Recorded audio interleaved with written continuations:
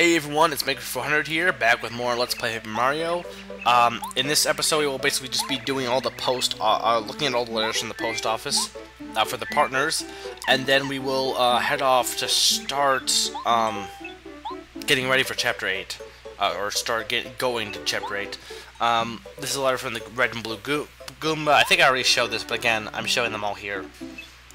They're basically, oh, we want to be friends with you now, even though we were attacking you before, because I don't know. It's a game. Goomba. Dear Goombario, how goes the adventure with Mario? Is it fun? Are you being a brave Goomba? Remember to relish your time out in the wild world. I wish to the stars that your adventure will prove to be a fruitful one. If you can, okay, yeah, a bunch of pointless stuff that we don't care about. And yeah, let's talk Goomba. Here you go. Dear Goombario, how are you, my cute Goombario? So you said, Dear Goombario, how are you, my cute Goombario? That seems kind of redundant. Good luck, my sweet Goomnut. Yeah, that's a horrible name to call someone, though. I guess Goomnut, like you call someone a little peach or a little walnut or something. Well, actually, yeah, who calls people walnuts? I don't know. Cooper, how you doing? Your mother dropped by. We had a really nice time.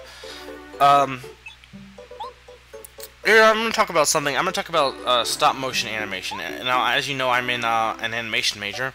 I'm doing animation. I'm working on doing animation. I want to be an animator. And technically, like, the main program is, you know, using Maya, which does 3D animation. Yet, like, for myself, my project, I'm not really doing any 3D for right at the moment. I'm doing my whole project is essentially all. It has 3D elements, but like it's not focused. Like, you know, I'm not doing any 3D models. Like everything is like two-dimensional flat planes in a 3D kind of looking world. It's hopefully going to come out to be an interesting style. Again, it's due today, and also yeah, there was a previous episode shown today as well. Make sure to watch that before watching this one. I always forget to say that.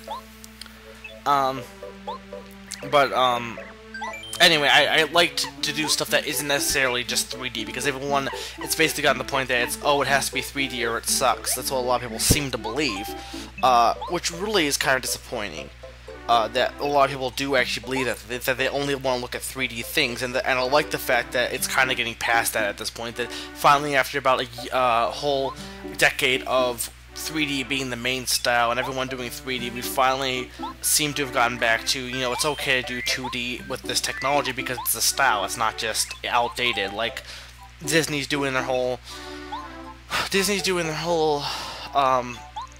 2D style with Princess and the Frog. You had Mario, New Super Mario Wii. You had Wonderland Shaker. You have a lot more 2D stuff in games and 2D things in animation, it seems. And really, there was no reason not to, because here's the thing that kind of baffles me, somewhat baffles me. Stop-motion animation is really, really tedious to do. It's actually really, you know, expensive, because if you want to do it right and not, you know, actually do authentic stop-motion, you have to take the thing you're animating and do it frame by frame, shot after shot, and it takes a long time, and you have to be impressed at how these people do stop motion animation. It's really like the things you see, like Fantastic Mr. Fox, Coraline, Corpse Bride, Nightmare Before Christmas, James and the Giant Peach. I think that was stop motion. I know Nightmare Before Christmas was, though. I don't know if I think that was, though. I don't know. Don't quote me on that. It's, you have to keep in mind how tedious it actually is, because they're actually using like you know, figurines, and they're actually moving them. You have to keep that in mind. That's how tedious it actually is. But it comes, the way it's presented, it ends up being really, it looks really nice, in my opinion. But it's kind of amazing that with 2D, you could use technically computers. You could do hand-drawn too, but you can technically at this point use computers to do 2D stuff, and yet people still weren't, even though it was cheaper than stop motion. I mean, maybe it's just because 2D is kind of between being very kind of almost, not only folksy, but kind of like very artsy, I guess, and 3D, which is considered, you know, structure, norm, I don't know, the norm, and then you have the 2D, which is kind of in between the two almost at this point. Before it wasn't, but now it's become more of a style, in my opinion. But yeah, I really, you have to appreciate, but I guess the point I'm trying to make is you have to appreciate the point, even though both 2D but also and stop motion, you had to appreciate them. Like stop motion, you had to appreciate not only because of how long it takes, but it really does look really nice. Like Gumby was stop motion animation, the old Gumby shows, which were really odd. They were really odd shows. And actually, I mentioned in Yoshi's Story that Art Clokey died recently. But yeah, those were, I believe those were stop motion. That kind of stuff, it just, it has a really unique style to it that you can't, like, could you, I don't know, could you technically do, Corpse Bride in 3D? Yeah, you could, but I don't think you would get exactly the same feel you get when you do it in stop motion. There's something about stop motion that even if you make it 3D matched exactly, I still think stop motion just has a certain authentic feel that it just, I don't know. Maybe I'm wrong though. I don't think anyone's actually attempted to do a 3D animation in the kind of way they do stop motion. Because stop motion they make it look really flowing and smooth, but you can still see a little bit of jerkiness because of how they're animating. And it just comes, I really like how it looks. And honestly, a lot of stop motion animation, just because, I guess because of the thing, they're putting so much time and effort into it, they tend to be all good movies because of the fact, I guess it's the thing with a lot of movies that are just done with 3D animation. I think they can just throw it together with 3D really quick to make it cheap and then just make a cheap buck because people watch it and, you know, they're putting almost no money in it, and even if it bombed, they're putting almost, like, very less money because it's more inexpensive to make a 3D animation as it is to make stop motion, right?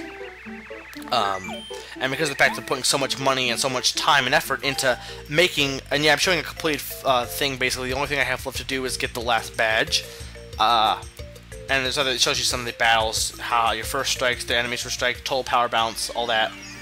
And yeah, I missed one of the Chuck Wismo questions. When it says 65 or 64, it means how many you've answered. The last thing has 64, that means you got it all. But yeah, it's because you're putting so much time and effort and money into it. I think because of that, people who are doing stop motion animation really do want to make it good. They don't just do bullshit. They 100% put effort into it because there really are. Because of how tedious it is, they don't even try and attempt to make, you know, do the kind of crap that some of the other companies have done recently with just 3D animation, saying, oh, we can put this thing together really quick and people will buy it anyway because it's 3D. That's not 100% true either, but again, it seems to be the case that when you're really putting, you actually have something that really does take a long time, you seem to really,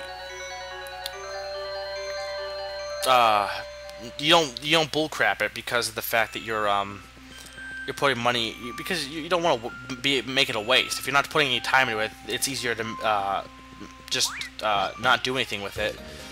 Yeah, I'm just talking in circles at this point. So here we have the Star Way, and here's the only time in the game these enemies appear. They're embers. They're basically like lava bubbles, but they have a few differences. The main thing is they split up if you attack them. I don't think lava bubbles ever did that. So if you like jump on them, one of them will split up into like 6. He'll split up and he'll have another 3 guy over there. And as you saw, one of them attacked Jest or Lackaleaster, and you can defend with that. And like a lot of the enemies tended to attack a lot, both Mario and the partner, so it was harder to dodge. But yeah, that's an example of dodging with your partner. I really do like the music that plays here. Just really kind of, oh, it's pretty. It's pretty music. That's what it is. So yeah, technically this is supposedly Star Way, or the Star Way is similar to the Star Road from Super Mario RPG. I don't know. I don't know if it actually is though. If these are the same thing or not. And here we have, yeah, I probably should have cut that out. Wasn't that long though. Good afternoon or good evening maybe. In Star Haven you could see stars all the time. There used to be a lot more shooting stars, but that was before the Star Rod was taken. The beauty of this place was so incredible back then. So basically the only thing you can really do in here besides, you know, go visit the Star Spirits is there's a Toad House if you need to use that, and there's an item shop. Really everything else, there's not really anything else you need to do here. It's kind of more of just look at the beauty of it. It's kind of pointless. But, you know, you need to have Star Haven. I mean, you kept talking about Star Haven the entire game. You can't just say, oh, and we're going to skip Star Haven, the thing you were trying to save, you know. They can't do that. That'd be illegal. Because I said so. So here's the shop, just showing you what you can buy in here. You can also check and claim things. This isn't the last shop in the game, though. If you were thinking that it is, there is one more. So if you do not, if you still are worried about taking items out, don't worry about that at this point. And next time we will talk to the Star Spirits and head off to finally beat Bowser. So this has been Mega 400, and I am reminding you, when you wish upon a star.